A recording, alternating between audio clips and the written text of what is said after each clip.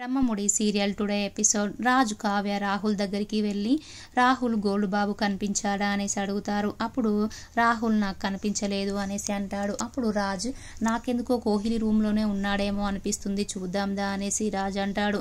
అప్పుడు రాహుల్ కోహ్లీ రూమ్లో ఎందుకు ఉంటాడు, కోహ్లీ ఒక్కతే ఉన్నట్టుంది అనేసి రాహుల్ బెడ్రూమ్ డోర్ తీస్తాడు.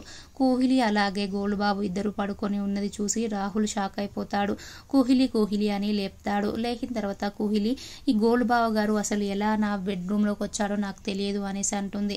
అందరూ కలిసి బయటికి వస్తారు. వచ్చిన తర్వాత రాజు చూసావారా తన నిజస్వరూపం, కోహ్లీ ఎలాంటిదో ఇప్పటికైనా తెలుసుకోరా, మన ఇంటికి వెళ్ళిపోదాం అనేసి అంటాడు. అప్పుడు కావ్య కూడా ఇలాంటి అమ్మాయి అనే మన ఇంటికి కోడలుగా వచ్చేది, మనంతా ఆస్తి మొత్తం తనకేనా రాసి ఇవ్వాలనుకుంది, నేను అసలే రాసి ఇవ్వను అనేసి అంటుంది. అప్పుడు కోహ్లీ అదంతా అబద్ధం అమ్మమ్మ గారు, అసలు గోల్డ్ బాబు ఎలా వచ్చాడో నా రూమ్లోకి నాకు తెలియదు అనేసి అంటుంది. అప్పుడు కావ్య ఎన్ని అబద్ధాలు ఆడతావు అనేసి అంటుంది.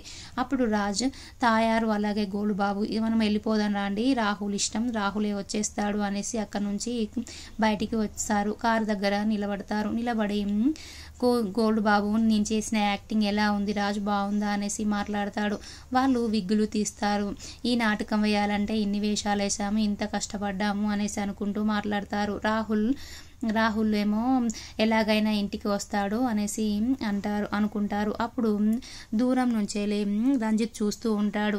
అంటే వీళ్ళందరూ ఏదో యాక్టింగ్ చేసుకొని మా ఇంటికి వచ్చారు, రాహుల్ని తీసుకుపోవడానికే వచ్చారు అనేసి అనుకుంటాడు. అప్పుడు కావ్య మరి రాహుల్ వస్తాడా అనేసి రాజుని అంటుంది. అప్పుడు రాజు తన దగ్గర కోహ్లీ దగ్గర డబ్బులు లేవని తెలిసినాక ఇంకా ఉంటాడా, డబ్బులు ఉంటేనే ఉంటాడు, వాని క్యారెక్టర్ నాకు తెలుసు, డబ్బు లేదంటే వాడు అసలు ఆమె దగ్గర కూడా ఉండడు, వాడికి మొత్తం నిజాలన్నీ తెలిసిపోయాయి, వాడే వస్తాడు, ఇక మనం వెళ్ళిపోదాం పదా అనేసి వాళ్ళు వాళ్ళ ఇంటికి వచ్చేస్తారు. తర్వాత రాహుల్ కోహ్లీతో అసలు నువ్వు ఇలాంటి దానం అనుకోలేదు, నా దగ్గర డబ్బు ఉన్నాయంటే నన్ను పట్టుకున్నావు, నాకంటే ఎక్కువ డబ్బు గోల్డ్ బాబుకు ఉన్నాయనేసరికి గోల్డ్ బాబుతో ఉన్నావు, అసలు నీవు క్యారెక్టరే మంచిది కాదు అనేసి తిడతాడు. అప్పుడు కోహ్లీ కూడా రాహుల్ అలా మాట్లాడకు, గోల్డ్ బాబు ఎలా వచ్చాడో నా రూమ్లోకి నాకు తెలియదు అనేసి అంటుంది. అప్పుడు రాహుల్ అసలు నీ దగ్గర ఆస్తి లేదు, ఏం లేదు, నా దగ్గర ఆస్తి ఉందని నన్ను ట్రాప్ చేయాలని చూసావు అనేసి అంటాడు. అప్పుడు కోహ్లీ కూడా నువ్వు కూడా నా దగ్గర ఆస్తి ఉందనే నాతో ఉన్నావు, లేదంటే నువ్వు కూడా ఉండకపోయేవాడివిరా అనేసి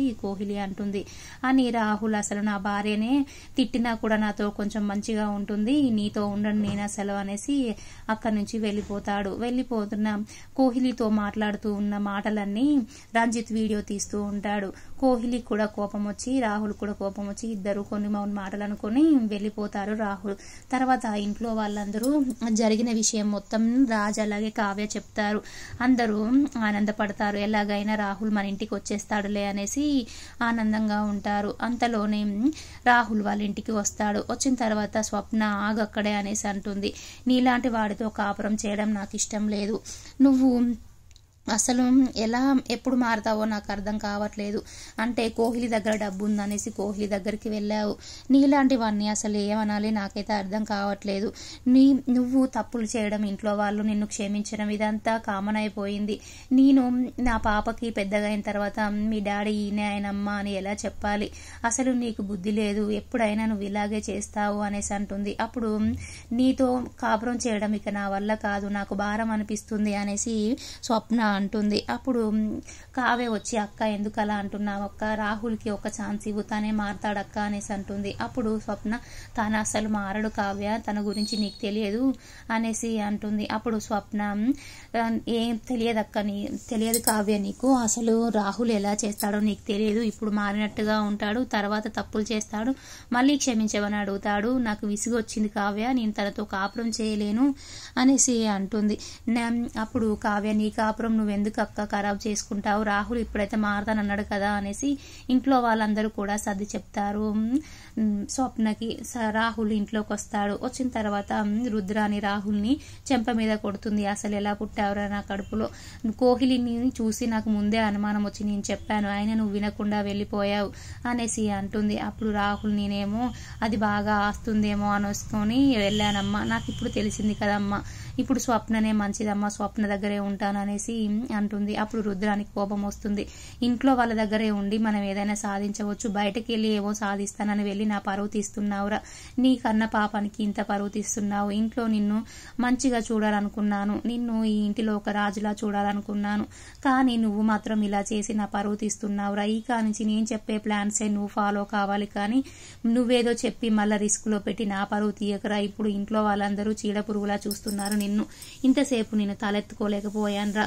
ఎందుకురా నువ్వు ఇలా చేస్తున్నావు, నీకోసం నేను ఆలోచిస్తుంటే నువ్వెందుకురా అలా ఆలోచించి బయటకు వెళ్ళి నా పరువు తీస్తున్నావురా అనేసి ఈ రుద్రాన్ని సీరియస్ అవుతుంది.